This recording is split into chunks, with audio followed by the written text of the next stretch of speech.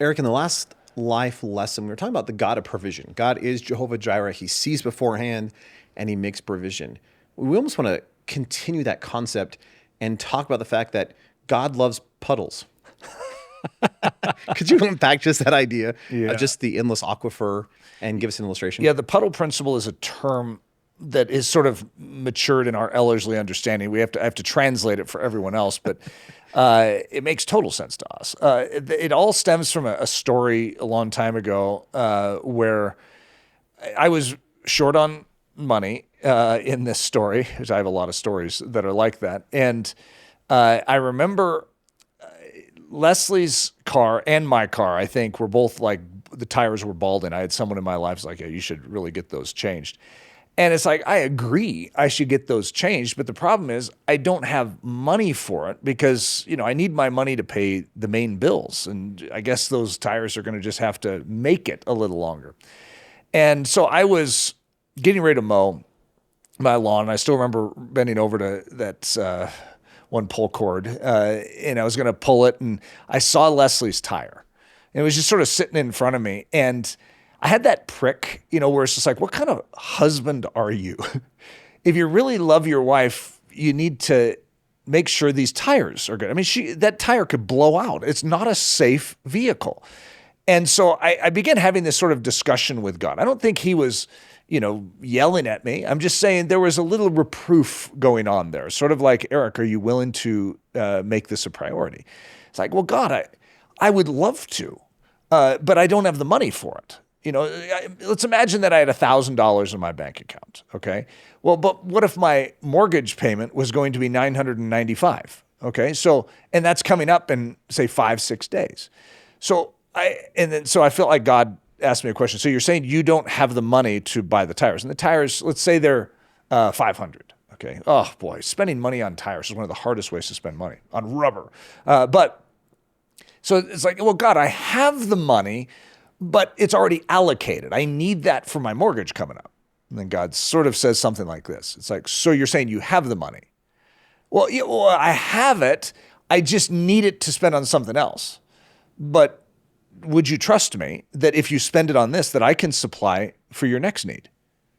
Now, anyone listening to this can understand the tension in that. It's like, whoa. I mean, what if I spend the money on tires and then don't have the money for my mortgage? Now we have problems. And that is an issue that God was needing to address in my life. That do I trust him especially as he's leading me forward to take a first need in my life and begin to address it with the resource that he's supplied me, trusting that he can supply more resource.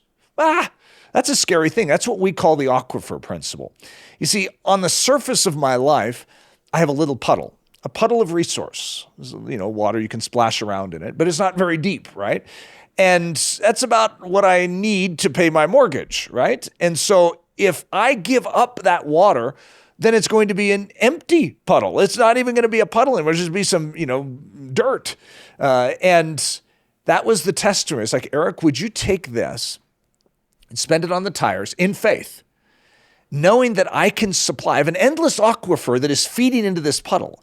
And if you take what you need for your first priority, then I can supply for your next one.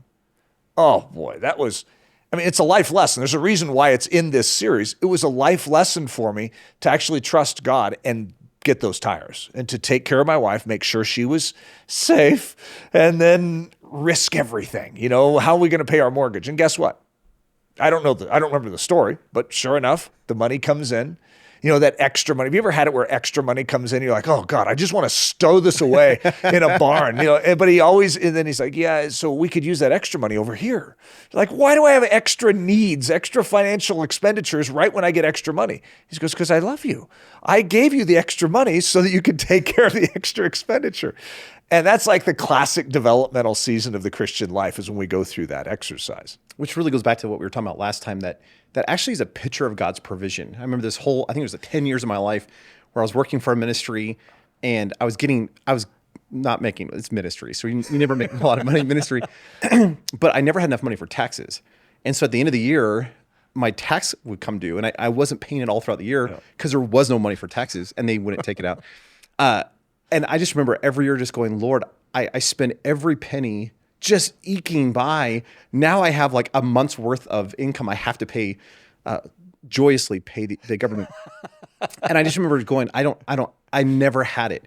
And yet you see God provide. Yeah. And we have so many stories like this at Ellerslie where month after month after month, you just see, it's like, Lord, we've done our best to be good stewards of your resource, and yet we don't have anything. And yet you see that puddle fill up, and it's amazing to realize God is so good. And if I'm willing to risk and trust, he will supply. I love, if you just go through Christian history, some of our favorite characters, this is how they lived all the time. And I genuinely do not know how. It's like the stories, the few that I have, I'm like, oh, those are hard.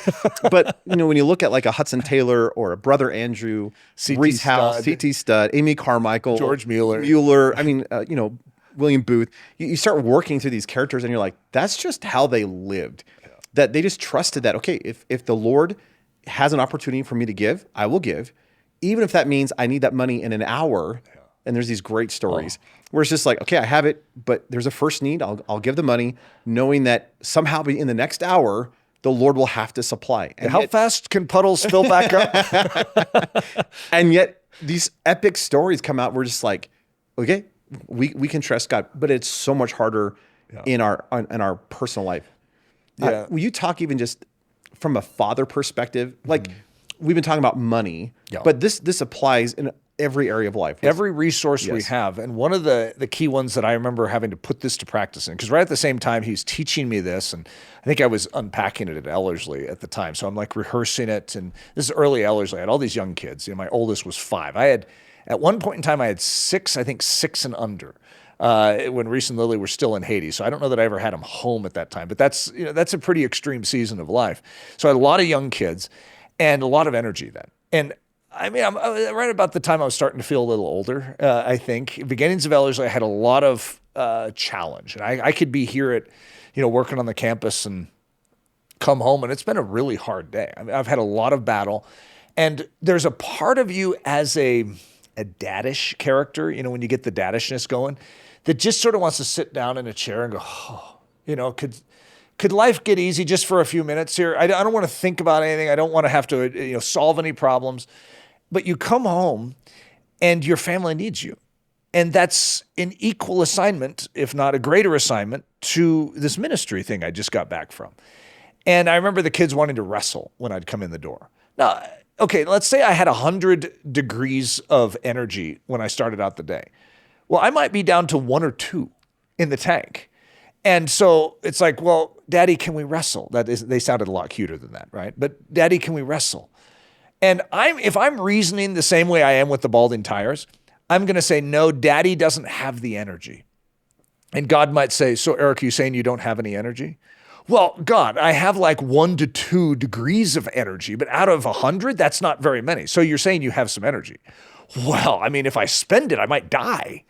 That's like the classic guy thinking, I think, because we don't want to spend the last bit of our energy. I mean, we want to preserve the little we have. I remember deliberately making the choice to say, okay, God, I'm going to splurge every bit of energy I have, and I'm going to be available to my kids, trusting, just like I do with the finances, that you will supply. That as I give up the water in my puddle, that you will supply. And sure enough, the next thing you know, I'm laughing in the other room and I have energy. I don't know how else to explain where it comes from, but it's supernatural. And every area of our life, every resource dimension of our life where we say, Lord, this belongs to you. Lord, here you go. That's his stage to work on.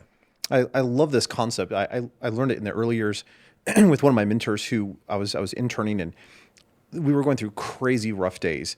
And it was amazing how they reminded us at the very beginning, just saying, look, there are going to come points where you're going to be at the end of your rope. You can't take another step forward. You've got all this ministry ahead of you. You'll look at your watch and it'll say 10 a.m., and you don't think you can do it. And yet, if you would just turn your gaze upon heaven, if you would put your trust in the Lord your God and actually depend on him, he will supply that which you need. And it is amazing to recognize that this is true in every arena of life. Yep. That this is the gospel, that I'm going to give up what little I have, or as you would say, lowercase L life, and actually in exchange get the fullness of life itself, Jesus. Yeah. And there's an amazing concept of, would I be willing to risk the little? And again, I think especially in the culture in which we live, if we have a little, we want to guard and protect because that's all I have left. Yeah. And yet God is constantly saying, yep, I can take that, use that, and actually give you infinitely more than you could ever hope or imagine. And there's this beautiful concept. Even just in closing, could you talk about Elijah and the widow and just give some final thoughts? It is a great picture of it. So Elijah has been living by the brook, fed by ravens. He has a pretty good deal, in the whole setup. That sounds gross, though, in my head. I guess it's good deal. I guess that's true. I don't think that's a good deal. But yes. But compared to the other prophets, he is surviving doing well. And so then his brook dries up, and it's God's moving him on. And that's a tough thing. And he calls him to a widow. That's who's going to supply for him. That's who God has commanded to supply for Elijah, is a widow woman. And who has nothing. Who has nothing. You could just imagine Elijah thinking, God, we should think this through a little better. But this is a really awkward moment in the Old Testament when Elijah comes to the widow's house. And the widow at this moment is, with her little bit of flour that she has left and her little bit of oil, is going to make a cake for her and her son, and they're going to just eat it and die. And then this prophet shows up, and he asks to be fed. And she's like, well, all I have left is a little bit of flour and a little bit of oil. We were just about to bake a cake and then die. He's like, yeah, feed me first. Now listen to this. This is incredible. Feed me first, and your flour and your oil will never run out. And that's Jesus coming to us. He shows up at our little shanty, and we don't have anything. Oh, we have something. Okay, I have a little flour and a little oil. Okay, I have something. Okay, feed me with that first, and then it will never run out. And that's the aquifer right there. That's God's way. He is so good at this thing known as giving us supply. We just need to allow him to do it. Now, I get the human side of this is very uncomfortable with this truth. We would rather know it intellectually and not practically. And yet, those of us that have tasted this, we would say, oh, this is the heights of heaven being tasted on earth when we encounter this reality in our life. That's so good. Well, I really just want to transition really quick. This week, we've launched Ellerslie Online. And I'm trying to figure out how I can tie into the Puddle principle. Yeah, because it does seem like a rather jarring shift. It does. But I wanted to mention it because I think for a lot of people, they look at Ellerslie and they go, if only I could go to Ellerslie, but I don't have the resource. And I just as you were talking, I was like, actually, that is almost what we're trying to do with Ellerslie Online is we're saying, hey, we will give you everything we can offer you for a donation of any amount. That it actually doesn't take very much resource, but we actually want people to experience the richness of the life that we're talking about, that we don't want to just encourage people and we go, yeah, try to live it. We actually want to provide practical tools to help people be equipped in this kind of a life. And so do you have any thoughts really quick, just in terms of Ellerslie Online, of why someone should consider signing up? It was really hard for us to build Ellerslie Online in the first place because we wanted people to come here. Yep. And we still want people to come here. We do. We don't want to diminish that. And ironically, most people that go through Ellerslie Online, it doesn't satisfy totally in the sense that I don't want to come. Now they want to come all the more because they recognize, oh, just imagine going through this around the body of Christ that all believes this, that is excited to hear this. Because many of us are surrounded by people that aren't as excited about Jesus as we are. And that's our life. That's what you and I have been around most of our life. And then Ellerslie is like a shock even to us. It's sort of like this gathering place of mighties where when you worship together, everyone means it. Like it's genuine. So Ellerslie Online is a incredible taste. It is a DoorDash version of Ellerslie, and it still has some heat still to it. It's powerful. It's changed a lot of lives, and I would say even though it was really hard for us to do it, and we did it over the COVID summer. You remember that COVID summer? That was quite the experience. Even making Ellerslie Online was a huge project because to take all of our training and consolidate it down into a video format and do it, we would have to have something like COVID happen to have the time to do it. So we have it now, and it is very, very powerful. I don't know if that answers the question of why someone should do it, because it's very, very powerful. How about that? Well, I'll put a link for this in the show notes, but if you're interested in just being equipped in your spiritual life and learning to practically live out the things, these life lessons that we're talking about, I think it could be a great resource, and it's only available for a limited time. So check it out. We'd love to have you join us.